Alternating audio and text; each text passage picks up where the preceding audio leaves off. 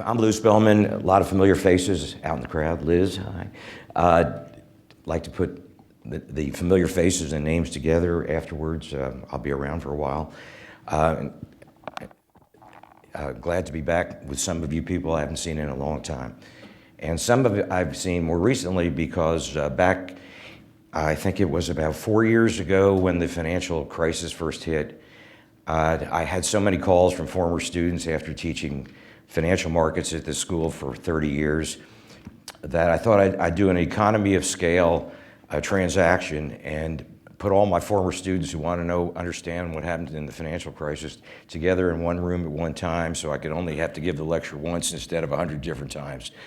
And I started to rent a room in the AT&T Center, which is a wonderful new facility just south of the business school, and discussed the financial crisis as it was happening. I think that was in '08.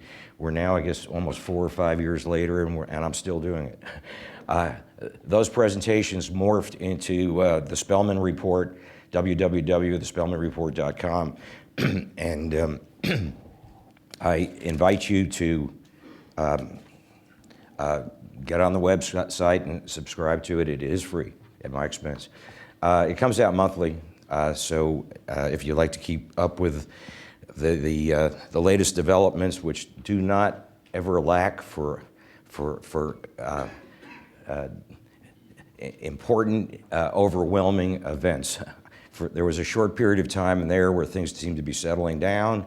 Now they're picking back up again. Today's talk actually will be my next blog. This is the dry run for my next blog. The title I editorialized a bit called QEs, which is quantitative ease, which is the Federal Reserve expression for mega increase in the balance sheet of the Fed, quantitative ease. In the good old days, even as recently as 5 years ago, an annual increase in the Federal Reserve balance sheet was something of the order of 30 to 40 billion a year. Now we're running $1 trillion a year as the base number. So that's a 33 or 35% 35 times increase in the money supply, given the extreme events that exist in our economy today, and I see no end to it. Where the QEs lead to, which is the second item in my list here, is called currency wars, and that's where I'm going to focus the attention today, because we now have a new dynamic and a new development occurring where we're not only increasing our money supply, but we're forcing it on other countries as well, and the total sum of the money supply increases across the world are some multiple of our money supply increase. So you see where that is likely to go. In fact, that's where we'll start to nibble on the possibilities of where that leads us to. And then we also had, I guess at the time Christine asked me for a title, that previous week we had this new flap in the same, along the same genre of events. It's called the $1 trillion platinum coin. And I wanted to work that, grapple with that to see what it does. And it's actually it's a minor variation on the theme of what they're already doing, which is monetizing. And I'll go through the balance sheet of it very quickly. And then as your intuition leads you and should lead you to, if anyone has microeconomics intuition, a large supply of something means the price goes down. So if we're going to have a great deal of money increase, it probably is going to lead to devaluation of some sort in some dimension against some other goods. So that's what I'll be talking a little bit about today. Okay. We have a problem. We have a mega problem. The mega problem right now is the deficit. I don't have to tell any of you that. We've just been through the fiscal cliff discussion, and basically we haven't really done anything to narrow it down, even for this year or the next few years, let alone for the next 75 years. The numbers are staggering. There's so many ways I could put it to you. The third item on this PowerPoint is the fiscal gap, which is estimated not by the CBO, but by some economists from Bloomberg, and actually a local economist, Scott Burns, who writes in the Statesman as well as the Dallas Morning News. He's syndicated nationally. Basically, they took the CBO numbers, they extrapolated it forward, did a present value back to the present, and what they have found, the cumulative unrecognized deficits over the next 75 years, which is the implication of all our legislation of spending and taxation, and projecting even healthy growth rates of the economy, the number is staggering. The present value of the whole ball of wax is $225 trillion. Compare that to today's flow rate of income of $15 trillion. So it's a number that is so staggering. In fact, the current year, the accumulation, the unrecognized accumulation of liabilities, which corporate America has to recognize, but the government hides, is 11 trillion. We're funding 1.2 trillion. So what's being funded in the debt markets is a very, very small proportion of what's coming down in the future. So I don't care how you measure it, these are imaginary numbers, I guess you'd call them mathematics. It just can't be funded. So the question is what's going to happen as a result of all that? And certainly there has been no headway whatsoever with regard to confronting this. And again, yesterday they put off the thought of reducing spending yet again. So this ends up being the U.S. debt projections, and this is put out by the Congressional Budget Office, and at least in a little bit of a moment of being candid. This is the ratio of debt to income, and here we are at 2010, and it goes out to 2080. So that is about the 75-year period, and that is projected to be held by the public, i.e., when the government runs a deficit, they need to sell that debt to private individuals. And it gets us to a 400% debt-to-income ratio. And these numbers are not really real in the sense that we're never going to get to that level of income that they imply, because as a Congressional Budget Office merely extrapolates, and they don't make any economic judgments and understand that the high levels of debt slow your growth rate of income, so the ratios grow even faster. It's not affordable. It's 4 to 1. This is basically buying a $1 million house for the government in addition to your own mortgage and trying to debt service both of them simultaneously. We're not going to get there. There's no way we can get there. As a matter of fact, another number that tells me that it's mission impossible is that the margin, the annual public purchases of government debt is 5 times, currently, 5 times the annual total savings in the U.S.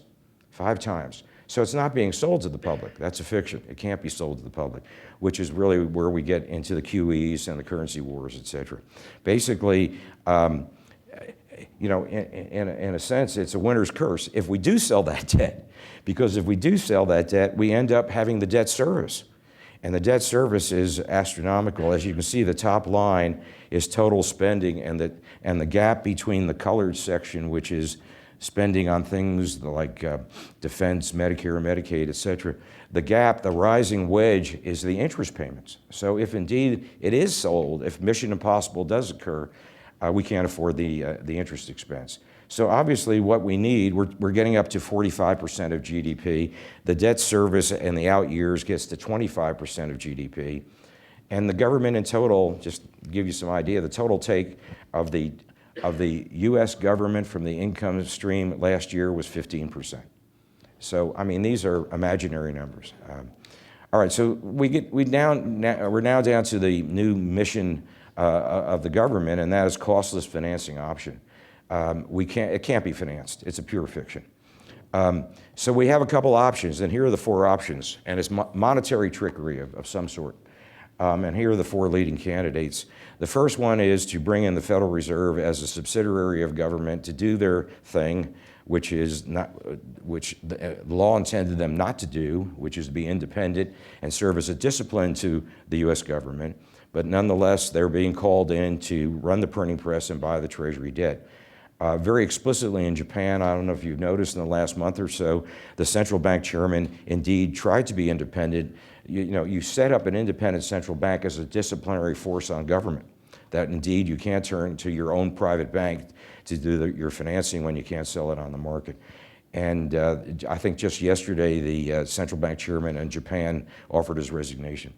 So basically, if you either go along with it, you resign, or in the case of Japan, the incoming Prime Minister rather, indicated the laws will be changed so that it will be, indeed, the Bank of Japan will be back under the Treasury Department. As a matter of fact, the way we used to handle it in the United States or other countries is the Secretary of the Treasury, who has to raise the money, also is the central bank chairman. So on one hand, he prints the money, and on the other pocket, he buys it. It's all under the same roof. So one possibility is Federal Reserve monetization of Treasury debt. It is now taking place. I did one of these alumni lectures, I guess it was February of I guess it was 3 years ago. I think the title was Sovereign Debt is the New Subprime. And all the outrageous things I pointed to, and of course, I was put into the category of the lunatic fringe. It's now happening to the extent of $1 trillion a year. It's very quickly, 3 years later, it's happening. So we'll go through what happens under monetization. The second costless financing is the $1 trillion coin, and it's trickery in a sense, and I'll show you how easy it is, how incredibly easy it is. Under law, how incredibly easy it is to have the central bank finance the deficit. The third possibility, which is a very interesting one that I wrote a blog about last year, which has to do with Treasury currency. We had the same problem in the Civil War. If you can think about it, we did not yet have the amendment to the Constitution that allowed for the income tax, the federal income tax. So you have this mega war, and certainly I do recommend everyone to see Lincoln, which gives you some incredible feel and understanding of the extent of that war and the stresses associated with it, one of which obviously was financial when you don't have an income tax. And so one of the things they did in the Civil War was the Treasury printed money. And the first use of the printed money was to pay the soldiers who were on the verge of deserting since they hadn't been paid in quite some time. We could easily go back to that. It's an issue of law. It's an issue of which option do you use, which one's smoother that goes down in the press with least flap. The fourth possibility is silver certificates, and the legislation still exists, and some of you probably still have silver certificates. All right, so let me get to the first one, the Fed monetization. It's very simple. In the upper left is the U.S. Treasury balance sheet. And since you're all McCombs graduates, I feel I can do balance sheets. With another audience, I wouldn't be able to do that, but unfortunately, I can cut right to it. The Treasury on the left-hand side, at the margin, issues Ts. They could be T-bills, T-bonds, et cetera, with different characterization depending on the maturity.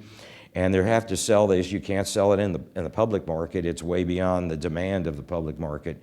And so basically, you sell it to the central bank, the Federal Reserve. The Federal Reserve has just gone through these dog and pony show to indicate and justify why they did it. It was all justified based on current law, which states that basically the Federal Reserve has to be concerned about unemployment. And in the QE statement last, I think, September or October by Bernanke, I believe he mentioned unemployment 32 times. And he never mentioned the reason for the QEs to finance the U.S. government. But so you have to justify it under current law. And he did it that way, and that's what the law says. So the Fed, at the margin, these days, the Treasury is issuing, last year, I think it's 1.2 trillion. The Fed is buying 500 billion. A little less than half of it directly. I say directly, it does go through a middleman called the government bond dealers to make it legal. So the balance sheet at the end of the day is the asset purchased by the Fed is the Treasury. The Treasury sold by the Treasury, 2 blocks away, the Fed buys it, puts it in their portfolio, pays for it in cash. And I know there's a lot of discussion of whether it's really cash or electronic money, but if it's electronic money, it's a claim on cash. They don't actually print the currency and pay it and count out $1 trillion in bills, but it's all claims on dollars. So basically, you then put the two together, and after the Fed delivers the currency or the checks, now Treasury has the capability of spending and covering our current deficit. So down below, underneath it, is the consolidated balance sheet, where you put this big spender together with its in-house bank financing, and basically the debt disappears, which is exactly what they wanted to do.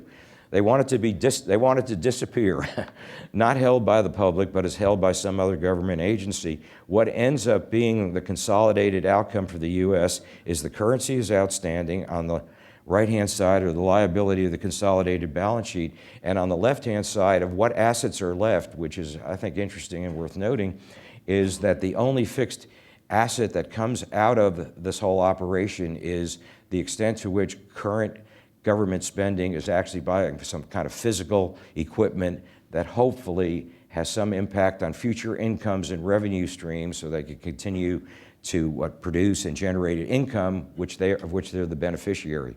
It turns out, I was trying to put a quick number on it, my guess would be that the remaining capital purchased on the balance sheet of the government, and I call it the IH-35s, the Interstate Highway 35s. In other words, in quotes, it's the whole system, it's all the government infrastructure, et cetera, et cetera. It ends up being less than 1/3 of the balance sheet. So what you see is happening, that investors are noting, that every day this transaction occurs, the U.S. government goes further and further into insolvency. The debt grows, but the assets grow at a much slower rate. Most of the spending is consumables, i.e. transfer payments for Social Security, for unemployment, et cetera, et cetera. So most of the spending is consumed. What's left on the residual of the balance sheet are the relatively few income-producing assets. But the debt is there. Excuse me, the currency is here.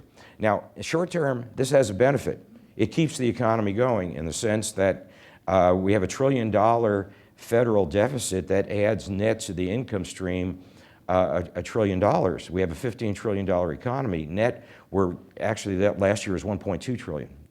Net impact of the Treasury deficit.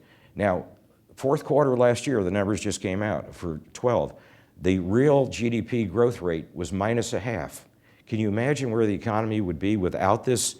It amounts to a 9% injection into the income stream from the federal government as a result of this. You take that 9% out, without question, you call it depression, without a question.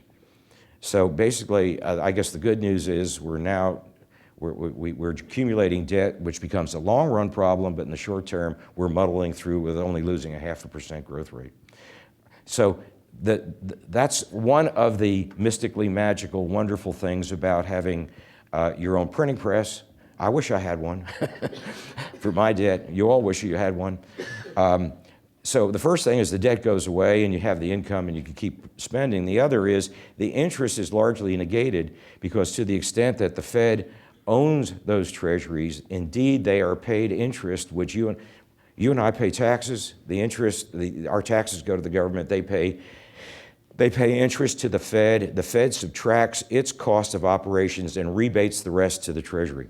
So basically, last year was $89 billion was rebated back. So basically, the interest carry goes away and the debt goes away. So this is mystically wonderful financing as far as you're concerned if you live in the White House.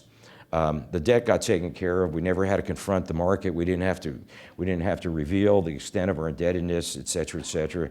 And on the face of it, things appear to be, as compared to the Great Recession, well, only a 0.5 point negative is not bad. So on the face of it, it doesn't look terribly bad. But the exploding interest expense that took down Greek debt will not happen as long as we can have our own central bank purchase the debt. Now, what separates the U.S. from these other debt countries that we hear about, in the case of Greece, Argentina, and California, for example, they sold their debt denominated in a currency for which they did not have the printing press. Okay, Greece sold their debt for euros, and it turns out the ECB did get recruited to buy it ultimately after the crisis became apparent. Argentina sold its debt in dollars, and they don't have the dollar printing press to bail them out. And the same way with California, and they didn't have the printing press, but that is not a settled issue, and I wouldn't be surprised if we're going to see more about it this coming year. So on the face of it, the problem is taken care of, but now let's reckon some of the cost associated with this. Now, also let's look at the second way to handle the problem costlessly. It's the $1 trillion coin. Basically, you have the same result. I didn't add another balance sheet because I didn't care I didn't care to be dominated by all these balance sheets, but all you have to do is substitute the T's for the Treasury bills and call it a coin. The Treasury produces this $1 trillion coin. It stamps on it $1 trillion. It might only cost $10 of production, but they stamp on it $1 trillion. They sell it to the Fed, and the Fed pays them $1 trillion. At the end of the day, you have the same end result. The coin disappears into the vaults of the Fed. But what's out there is the additional cash. So actually, I don't care what Treasury produces and sells to the Fed, if the Fed will pay $1 trillion for it, whatever X is, it disappears. It doesn't have to be debt, it doesn't have to be coin. Heck, it could be an ounce of dirt, for goodness sakes. So basically, what we have then is the same exact thing happens with coins. You might ask, why did the coin idea come about? Well, it's a result of, the United States might do a lot of outrageous things economically, and indeed that's what we're doing to ourselves. It seems to work in the short run. The long-term costs I'll get to, which are extreme. But what we do, we always do it legally. They're always looking for a legal way to do it. In other words, we don't comply with economic logic and reason. We comply with what the law is, how rational or irrational it is. And the reason the $1 trillion coin idea came up is we're in the debate right now and discussion of a debt ceiling. So you couldn't continue to sell T's because we're up against the ceiling, but there was no ceiling for coins. And in fact, there's existing legal authority. Third point, under the seigniorage power authority, the Secretary of the Treasury may mint and issue platinum coins in such quantity and of such variety as the Secretary determines to be appropriate. Well, guess who the new Secretary of the Treasury is? It's an Obama aide, and he's going to think of things that are appropriate. It gets us to the same place. Next option. Very quickly, this is the one I like. I'm very surprised they're not going to it, but there are legal reasons they're not going to it. This goes back to the Treasury Currency option. This is the Civil War edition. Namely, the Treasury printed money and bought things. As I said, the first thing they bought was they paid soldiers who were on the edge of desertion. It's very interesting, also legal background. At the time, back in 1862 or 3, I believe. It was either 62 or 3. I think it was the National Banking Act that authorized the Treasury to issue this currency. But it was a constitutional issue at the time whether the Constitution allowed the Treasury to issue currency. The Constitution allows them to issue coin, but can you issue currency? So basically, again, an end run around the law. This currency, which is a United States note, and if you think that's antiquated and it's gone away, this is the modern version, some of which you might have in your collection. It looks like a Federal Reserve note, but if you look across the very top of that bill, it says United States note.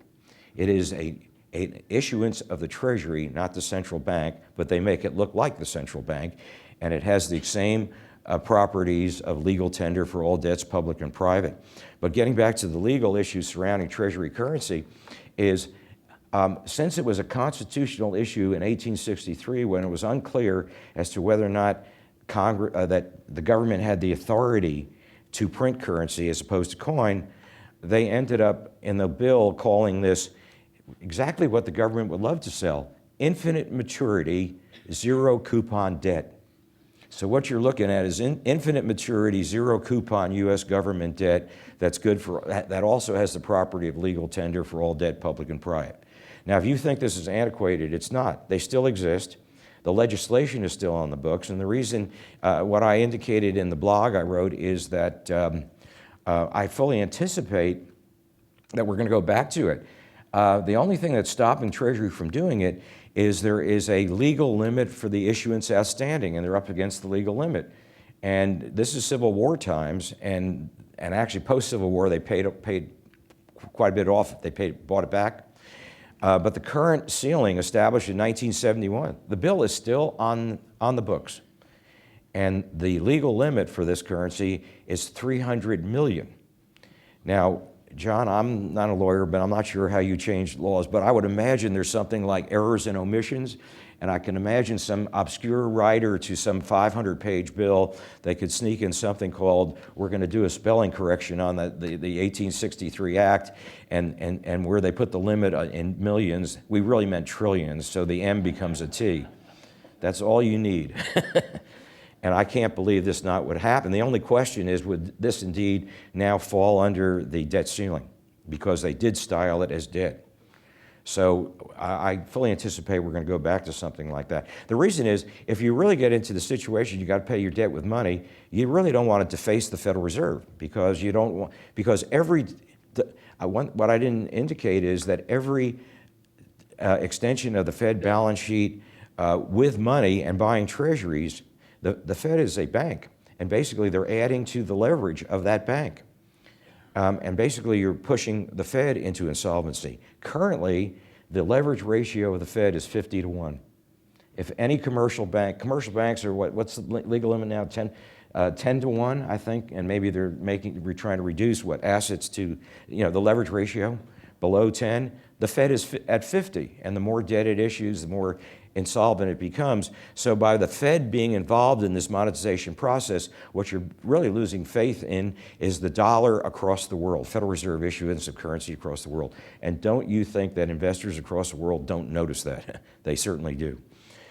Okay, so here's the Treasury option. I'm not going to do the silver coin option, but that's basically the same thing.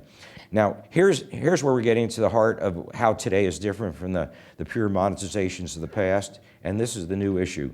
And because part of my title has to do with currency wars, because this doesn't end at our shores.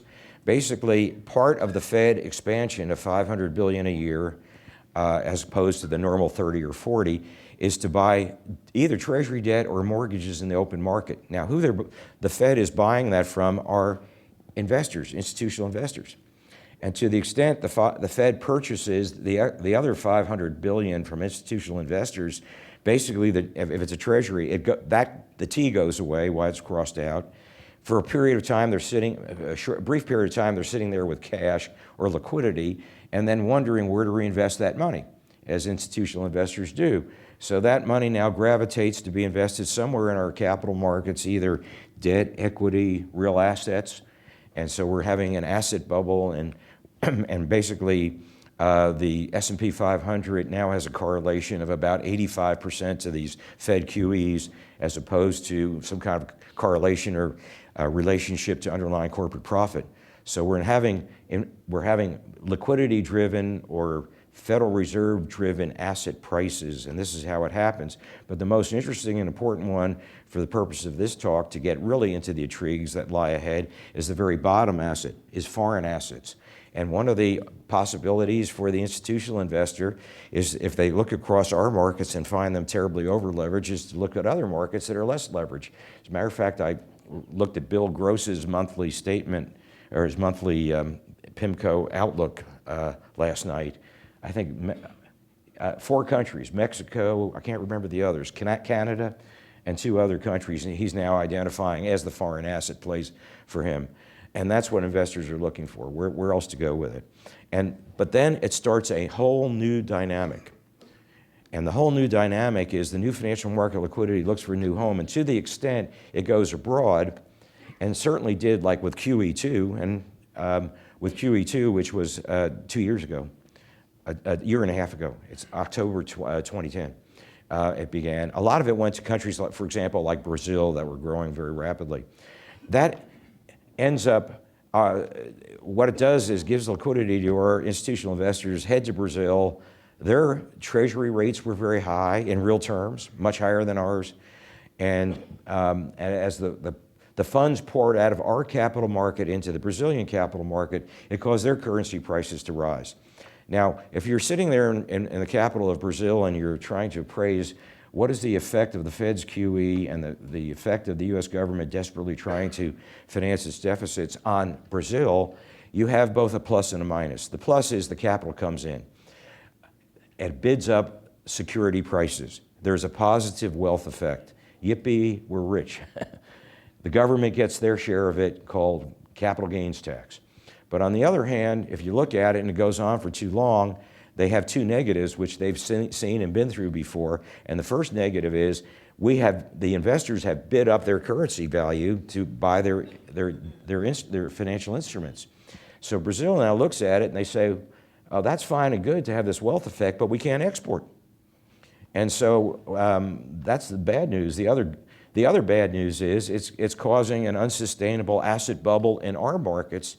And countries like the developing countries the last 15 years have had gushes of developed world capital coming in and then leaving. If you remember the Asian contagion of 1997 when it hit Asia. So basically they've been highly sensitized to there's a limit of how much foreign capital we can digest and put to work and before we end up in an overbuilding boom which leads to a bust.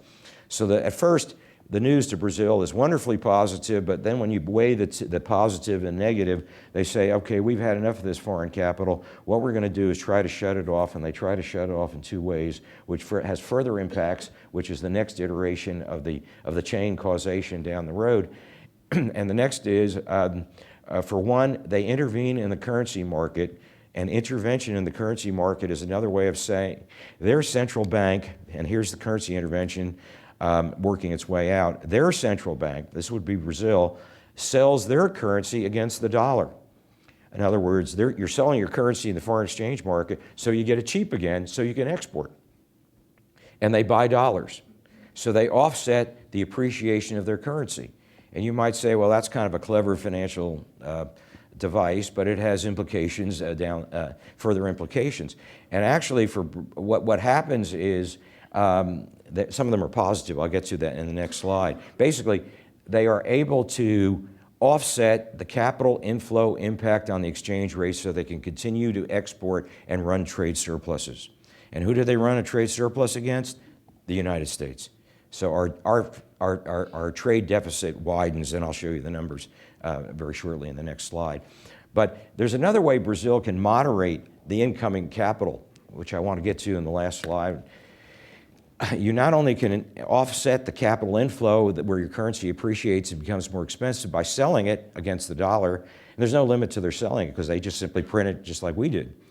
And basically, the other way you can do it is to put a tax on foreign capital inflow. And they're taxing foreign capital inflow at the rate of 5%, which is a wonderful boom to the fiscal surplus for that country. And where I'm going to end up with this, just to give you an idea of where I'm going with this, is I guess I'll propose that Texas secede and do the same thing. Looks like a good idea to me. But here's some of the intervention of the implications. It's called a currency war, and now we get the terminology of currency war.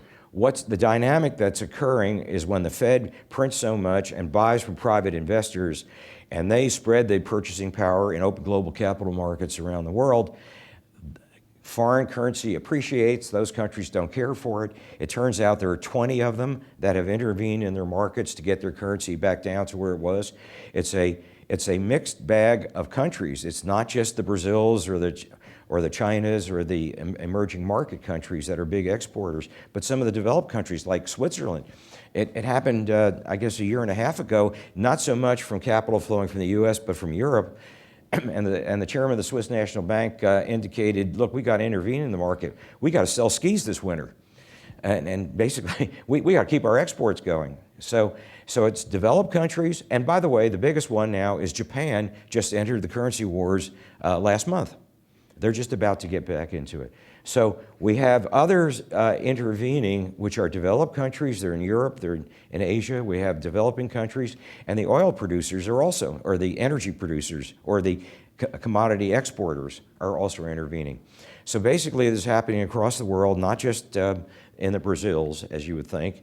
Israel, lots of countries that are developed countries are doing it as well because they want to keep continuing exports of manufactured goods or commodities. So now our money mushroom ends up being equated elsewhere. And so the next slide gives you an indication, and this is in the Bergsten article of suggested readings. It's really, Bergsten is, he was chairman of the Peterson Institute. you know, he has IMF, he has a lot of pedigree and a lot of clout in Washington. These are the numbers he came out with in December. Currency wars work, at least in the short run, because the external balance of the currency manipulators, taking all 20 countries together, they run trade surpluses into the tune, accumulated, of $1 trillion a year at our expense. No, excuse me, other countries' expense as well. Excuse me. They run their net surplus, trade surpluses are running $1 trillion a year. Some of it against us, some of it against other countries. And it turns out that he can measure how much intervention they did, because from the Washington's point of view is, you know, in the short run, they might not frown on this. As a matter of fact, George W. Bush did not frown on it and encouraged China to do it. Because as they intervene in the currency market to keep their currency cheap, to keep exporting, they buy dollars. And the question is, what do they do with the dollars? Well, on the left-hand side of their central bank, the dollars they held now get crossed out, and they buy U.S. Treasuries instead. They can't sell dollar-denominated assets or will undo their whole intervention. So they're, quote, stuck with our Treasuries. So that's called foreign sales. It's called external balance of currency manipulation and official purchases. You look under the Treasury numbers, which I did yesterday, to see how much sales of Treasuries went to foreign official sources. Well, it's going to be the foreign central banks that are intervening, and they rather have some interest on U.S. Treasuries than just U.S. dollars that earn no interest. But in this case, we have a problem because we get taxed to provide the funding to the U.S. to pay interest to those governments. That's not interest-free. It's not rebated. They don't rebate it, they spend it. They lower their taxes and grow faster. So basically, they're leveraging off us in at least two ways. Now, what has it done to the United States as far as this operation is concerned, as far as the trade numbers are concerned?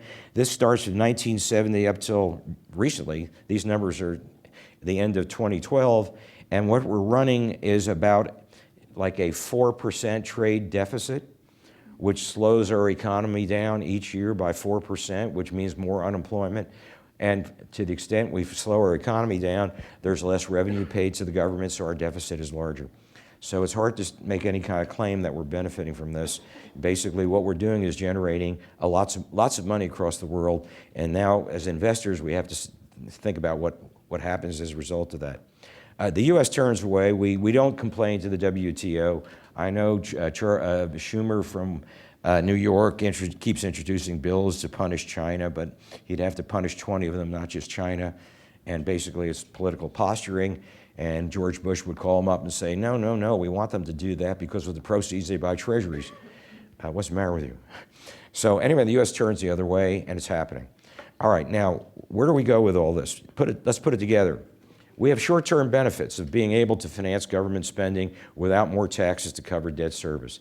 We get this kind of sugar high that everything on the surface seems fine and dandy, but what's really building up below all this is the government becomes more insolvent every day. The Fed becomes more insolvent every day. It adds more debt relative to its capital. And we're inducing not only vast increases of the money supply here relative to income growth, so the ratio of money to income goes way up, and it's happening not just here, but across the world. And this is last seen, I guess, in the 1920s or 30s when countries were competing for the cheapest cost of their goods. And we're trying to, those countries are trying to benefit at our expense, and we're allowing them to do it as long as they finance our deficit. So we're getting in deeper and deeper into a different hole, and we're giving things up on trade. The point is the U.S. money increase is more than matched by foreign money increases and more than matched by foreign commercial banks because for a long time here, and I see a few people in the audience that I taught money and banking to, when the central bank expands, you also have the commercial banks expand with a multiplier. Now, it's not happening in the United States, but it's happening abroad because their commercial banks are solvent and they can expand. So you're not only getting a dollar produced here produces dollars produced there by their central banks, but their commercial banks also expand. So what you're getting is this vast increase in the monetary base across the world relative to goods produced. globally. So there's a global money supply multiplier that is very large. I haven't been able to calculate it because I don't know the expansions in all these other countries. It would be a great academic piece, and I'm sure the IMF or the World Bank is working on these things so to come up with the numbers because they have the numbers. But basically the worldwide the money supply multiplier is working very differently than when you were students. It used to be the Fed expands, and on average the commercial banks expand at 8.5 times as much. Now the money supply multiplier is foreign. We expand, their foreign central banks expand more than us, and their commercial banks have the same multiplier. So basically the number is going up astronomically. So the question becomes, how do you not get inflation? Because all our intuition as an economist says out of this has to come inflation. Certainly, many in the audience were students during the heyday of Milton Friedman and monetarism, and he was taught that every percentage increase in money relative to goods ends up being inflationary. And guess what? It's not happening right now, and so there's a lot of new work being done. Like, why not? And basically, the why not is the money is being produced here. And we have such a depressed economy that we have such excess supply relative to demand. It's not until this excess money gets the demand up to our supply capacity that we start to get the inflation out of it. But where the inflation is going to occur faster are these other countries because they're nowhere near as depressed as we are. So we're going to end up importing their inflation in the first instance. How far away? Well, the latest number I see from Dave Rosenberg, I'm not sure if any of you went to my June event at the AT&T Center, and Dave Rosenberg should be a familiar name to some of you investors. He puts global slack at 3%. He was one of my speakers there. Global slack at 3%. So you got to, and global resource, it's a moving target. So the demand has to catch up to the moving target of supply. But with this level of money increase worldwide, it's going to do it. The only question, how long? My best guess is, and I think I have two guesses in these PowerPoints, 2 to 3 years, I say, something like 2 to 4 years before it catches. In the US, we have slack of maybe 6%. I think my November blog really put the number more like 5%. We're having a terrible thing happen in the United States. The level of new investment spending is growing so slowly that our capital stock growth is slowing down enormously. So our capacity, you can't take the old numbers and extrapolate them forward because it's not happening. And in two ways, our labor force is not growing at the rate it used to, and our capital stock is not growing at the rate it used to. So we're going to use up our slack quickly, but the rest of the world's still growing, but their demand is closer to their supply.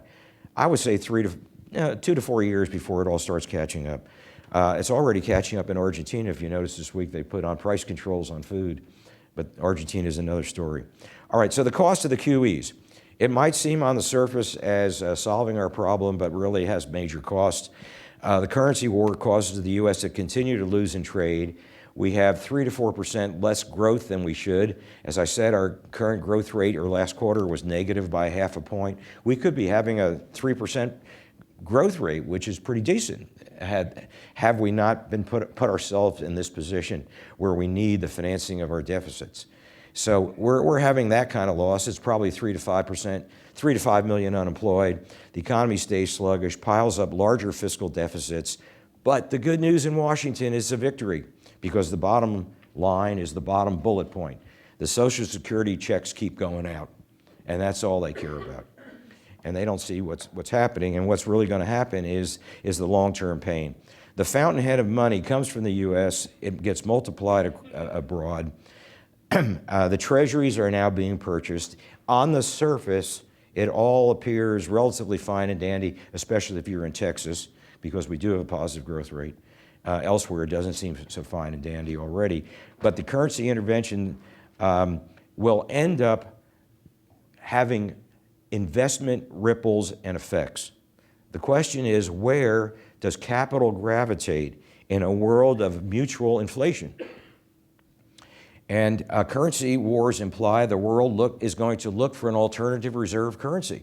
Basically, if you read Bill Gross's latest piece, and I certainly recommend you all do it. As far as I'm concerned, he's the #1 spokesman out there for what you should know and what you should be aware of. And basically, I read it last night for his February edition. Basically, it's this, except he gives you some clues where you're going. And the question, if you have mutual inflation everywhere, you start to look for what, real assets, or you're looking for a currency that's not going to inflate, or a country and currency that's not going to inflate. So basically what we have is really an incredible wild card situation. It's the wild card opportunity. Here it is. The world will be seeking, i.e. investors with their capital will be seeking a currency that's not inflating. And the question is, who is that going to be? That has rule of law, that we have some confidence in. And I put the leading candidates, the bottom, reserve currency candidates. To me, it's UK. I think the UK is setting themselves up to be, once again, the world reserve currency. They're going to put to the voters to pull out of the EU. They're not in the Eurozone. They've stopped their QEs, and they've just hired the chairman of the Canadian Central Bank to be their central bank chairman. First time, unprecedented. We took a foreigner in. Why? Because he's running the Canadian Central Bank without any of these QEs and understands the game. So they hired a foreigner, which is for British, that's way over the top. So in my opinion, they're setting themselves up and understanding that, and they're probably large enough, and they certainly have a history they do have a fiscal problem like this. But remember, if world capital comes in, you take the Brazil model, you tax it, and then that gets rid of your own fiscal problem. So that's a phenomenal opportunity. And I think the UK understands it. Canada is a conceivable possibility. I say China because they're certainly making moves and discussing, and it's not so. What they've been doing is they have an embargo on the export of gold production of China, which is the highest gold production of any country in the world. And if China is going to get into the game as a world reserve currency, the only way the Westerners would probably do it is if it's convertible to gold. Rule of law, we still would have problems with China. So China's trying to set themselves up. So other countries, and it's going to be difficult because the United States, to be the world reserve currency, you have to have, it has to be a very large market to be liquid, sufficiently liquid that you can put large quantities of funds in and take them out without rippling the prices. So it has to be a relatively large base, and it might take several countries. So but in any event, the question is, where do you go with this?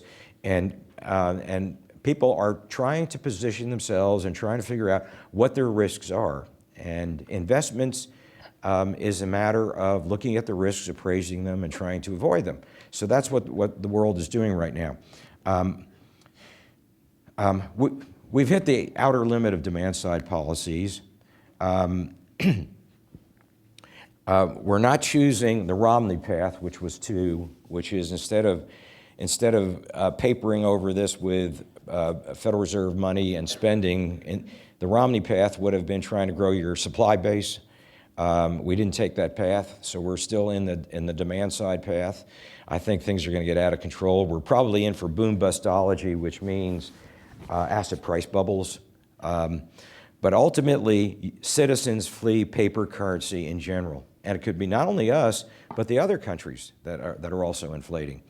Which is going to be an interesting dynamic. It's conceivable that some other foreign countries will inflate more than we do, and we'll look like the solid country by comparison. So it's a little difficult at this point to see how this is all going to work out, except that we know the countries that are on a course to inflate, and since we're not willing and able to face our fiscal deficits, we're certainly going to be among those. So the question becomes, where do you gravitate with world capital? And this is the big issue today. How do you protect yourself from these risks?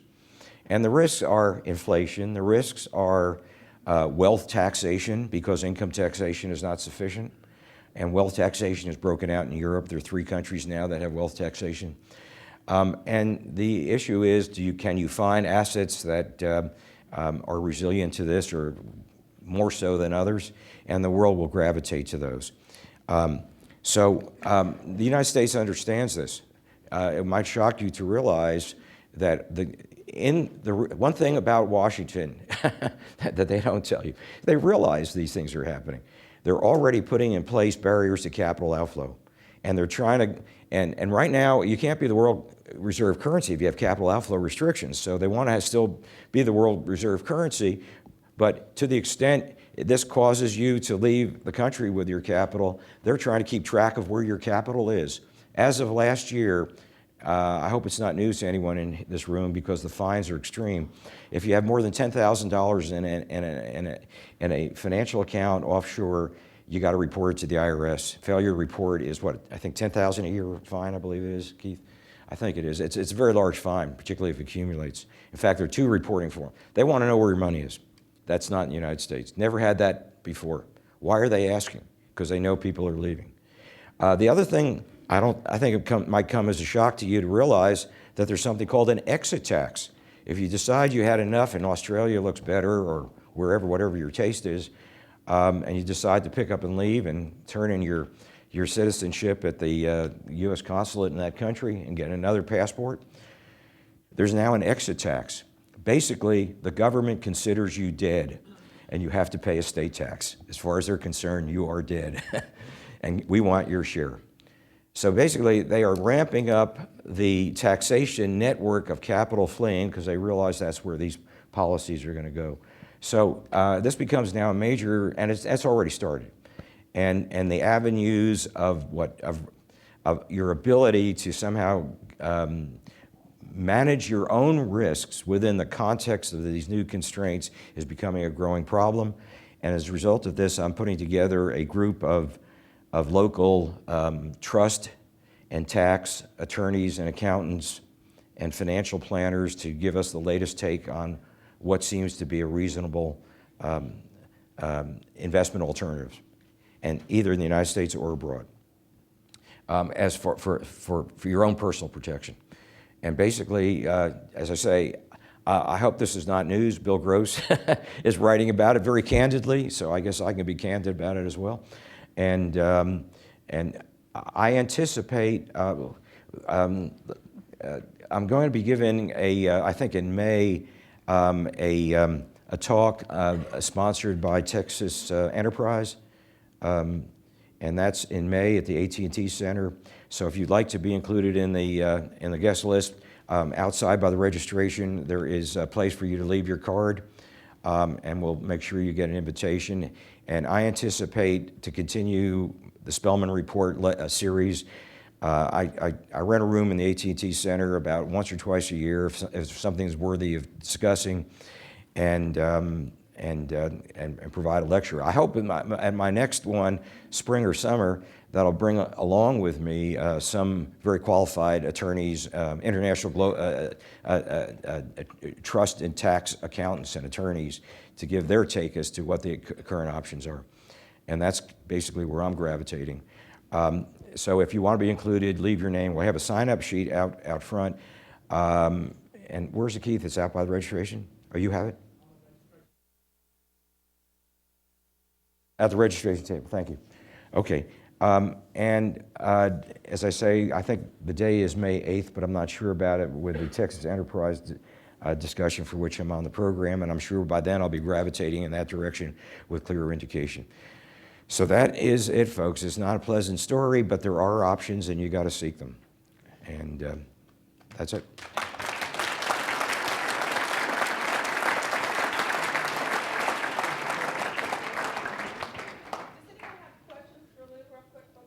Right. He's going to stay if anyone wants to approach him. But one or two questions, just in case somebody has a burning need to say, Lou, where is the next cave? Madame. There's a microphone, if you would, so everyone can hear you, particularly me. Dr. Spellman, it's good to see you.